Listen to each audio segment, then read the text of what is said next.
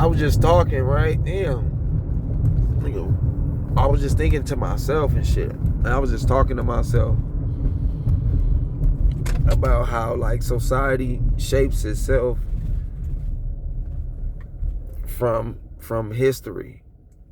So the way history start, people learn from that, and then they don't want to tolerate the same things. So the topic of was like how people come together to band against the enemy.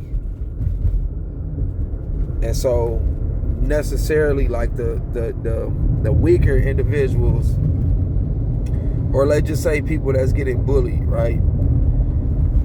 The bullied, the people that's getting bullied will all come together and band together to form strength and say, hey, yo, we ain't getting bullied no more. And I was just thinking about that, right? And I was just like, yeah, like they come together, and then they divvy their money together. They find a weapon, and I was like, wait, that's Juice. I was like, wait, that's Juice. I was like, yeah, like, cause it's like they're regular dudes. You know what I'm saying? They're not like gangsters. They not like the toughest dudes. They not the bullies.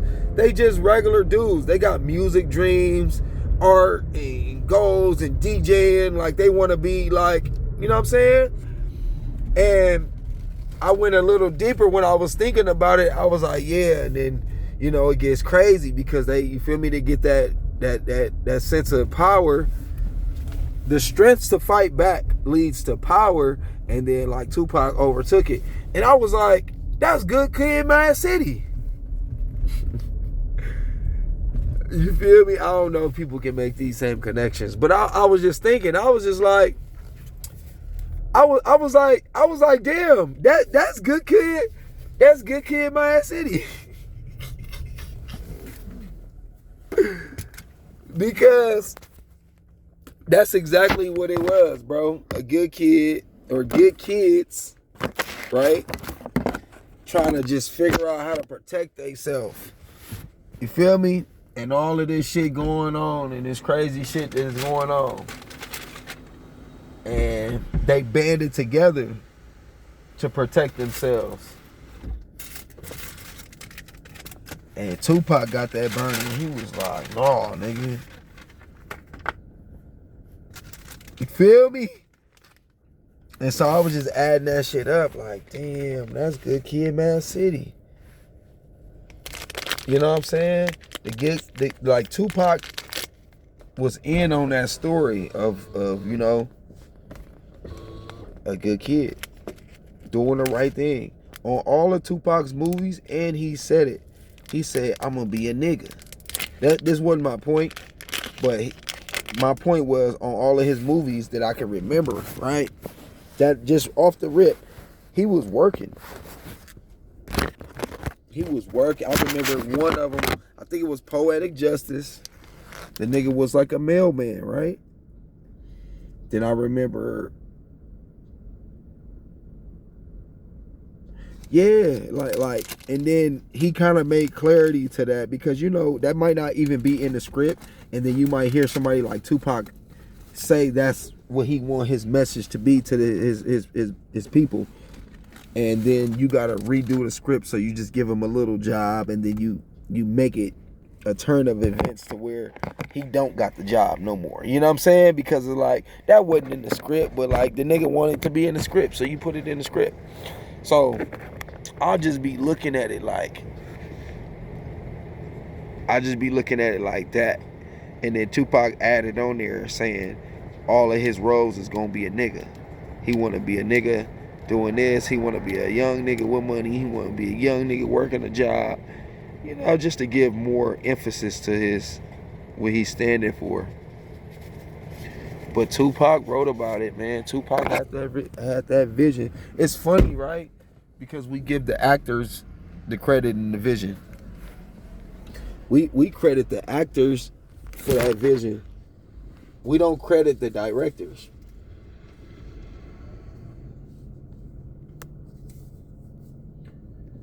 we credit the actors like Tupac had that vision early on. That's why he did that movie. We don't credit the director having that vision and putting Tupac in the movie. You know what I'm saying?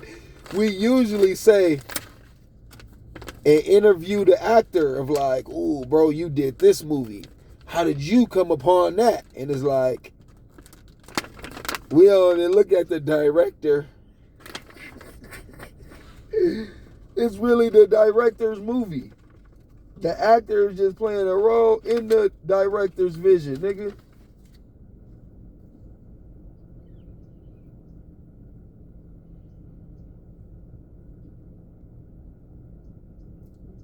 These bunk ass weed shops got my stupid ass again. What this shit say?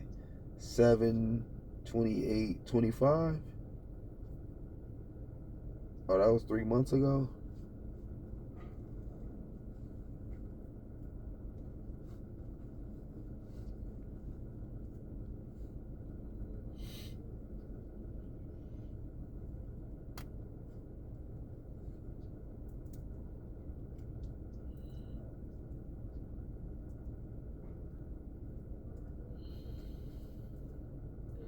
I know I'm about to get high off this, though. I ain't gonna lie to you. I ain't gonna lie to myself.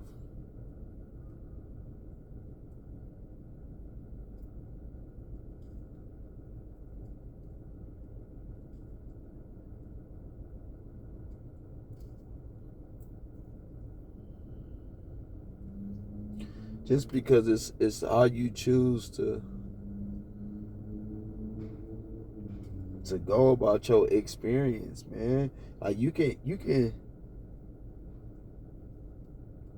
be a crybaby about your experience, and you can hate your whole experience. And you could just be, that's the best way I can describe. It's just like, I could just say crybaby, and I can sum it up all the way through. Or you could just have a positive attitude about your shit. And the craziest thing is, the positive attitude is considered delusional. Because when shit is going wrong, all you doing is redirecting the story. Like, you fuck around and get into an accident, boom. And somebody said, oh man, you fucked up. Now you ain't got no car.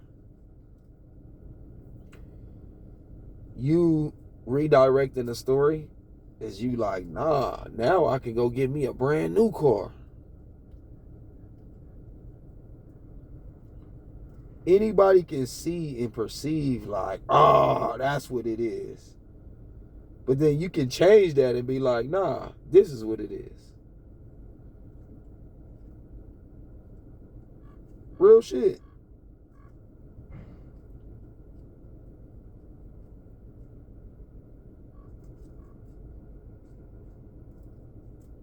And you start to see who's strong and who doing what out here, because people will tell you like, nah, this is what it is. And you trying to tell people like, bro, I'm trying to tell you this is what it is for me. And people will fight with you over a perception that you saying like, and it's just like, bro, I'm telling you that I'm gonna make sure it's this way. And you telling me that it's gonna be another way is ridiculous.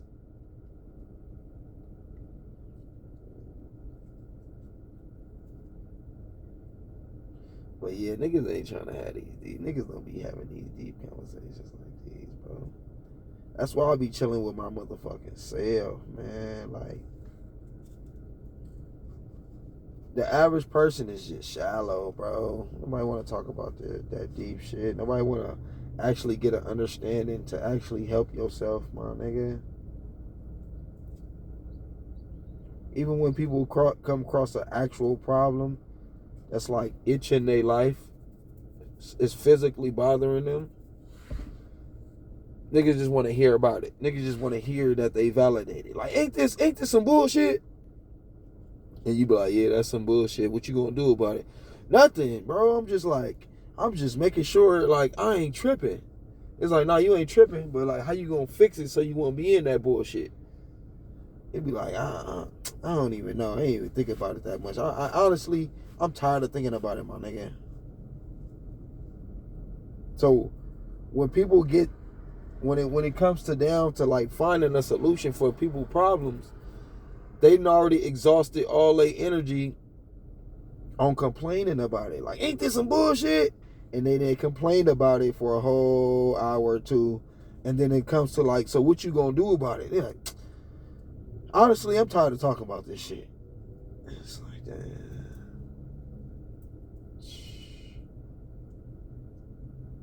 You exhausted all your energy on complaining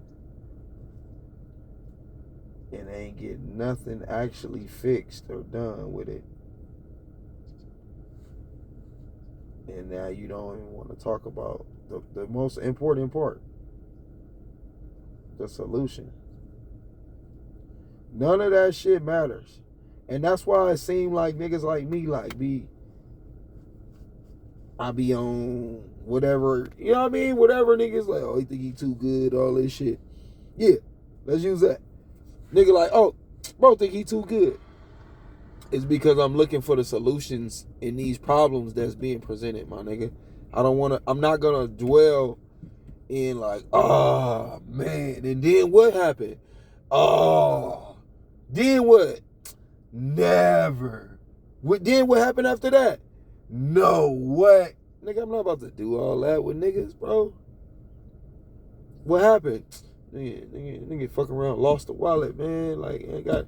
Where was you at last time when you remember having your wallet? Man, I was in the motherfucking store. Let's go to the store. Did you have it after that? Yeah, because I did go over here to the furniture store right here. Let's go to the furniture store. Did you go anywhere after that? Nah. Oh, I did go get some blunts. Yeah, let's go to the liquor store. Boom, bing, boom, bam, bow. It's at the liquor store. It's at the liquor store, bro. That's how I want to talk. If a nigga got problems, let's hold all that shit up. Let's hold the conversation. How you gonna fix that, my nigga? You don't just bring lingering problems to a nigga. Feel me? Let's talk about what you gotta do to fix that shit, my nigga. Nigga got girl problems. You feel me? Jay-Z said he feel bad for you, son. You see how niggas do you? You feel me, Jay? You feel me, Jay? You see how niggas do you? When niggas don't have them problems, they don't even help y'all. That's what I'm saying. Like, niggas be hating on me. And I be helping niggas with problems I don't even have. You feel me? The nigga Jay-Z said, if you having girl problems, I feel bad for you, nigga. And then rhymed with it. Rhymed with your problem, nigga. If you having girl problems, I feel bad for you, son. I got 99 problems, but a bitch ain't one for me. Nigga rhymed with your problem. And not nowhere ever down the line gave you the solution.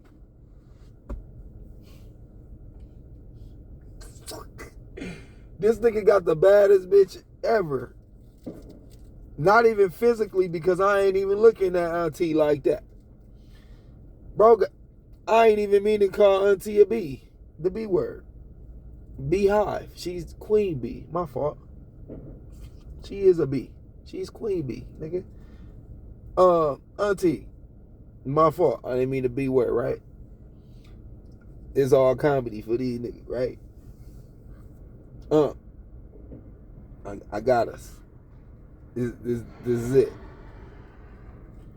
Bro got the baddest bee in the game. Oh, he said that. I got the baddest bee in the game, rocking my chain. That's why I said the B word. Yeah. Because Unc said that shit. He said, I got the bad in the game, rocking my chain. Yeah, nigga. And so, I ain't even looking at auntie like physically like attraction. I'm talking about boss. I'm talking about boss. I'm talking about the content. Motherfucker said level up. Level up, level up, level up. They got the Carters. They got the Carters, the whole album, the Carters, nigga. Rapping back and forth. She singing, he rap. Y'all don't know about this. The people don't know about this type of shit. I got us. That's what I say. I got us. And the baddest B to me is Billionaire, my nigga. Holding it down, my nigga. Not public with all the bullshit. That's auntie and unc. You see what I'm saying? I don't know what auntie and unc y'all got. Where they all on the y'all auntie and unc just like y'all. They fighting just like y'all fighting. You feel me? You young nigga, you fighting the girl, she fighting you. Y'all all breaking up on Instagram. Yeah, that's the auntie and unc y'all got. You feel me? Fighting crazy. They doing crazy shit. Just like the kids. You know what I mean? Unc Jay, come on, man. Nigga, we know they got their differences. We heard it on the albums. We heard Unc apologize. Feel me? We heard auntie say, nigga, yeah, nigga, keep playing. But as auntie, nigga, they chilling. They shit ain't all on the media, nigga. Even they shit was on the media,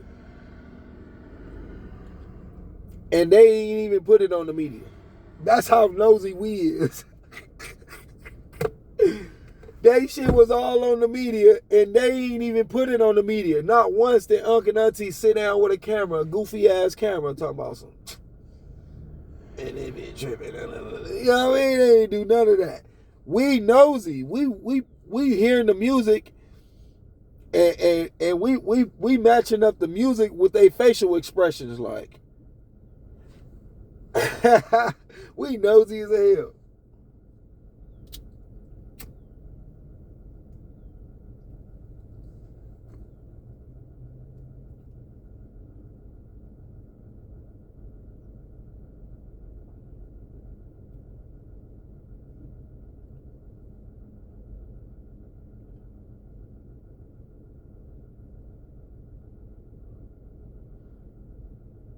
Yeah, I'm about to get high. I'm already be high on life, so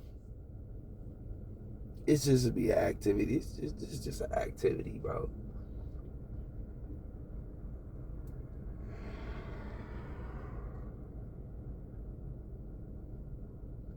I done already been talking and making my points and teaching and learning and reiterating.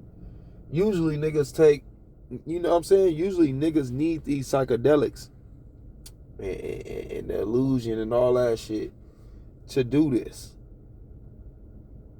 Because to the average person, right?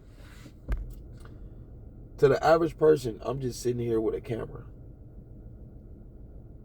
Like, to the average person, when they see these videos back, they looking at me like, this nigga really sitting with a camera prop up, talking to a camera. And that's just where you gotta leave it, bro. You can't convince people like it's other people that's gonna look at this video. Like,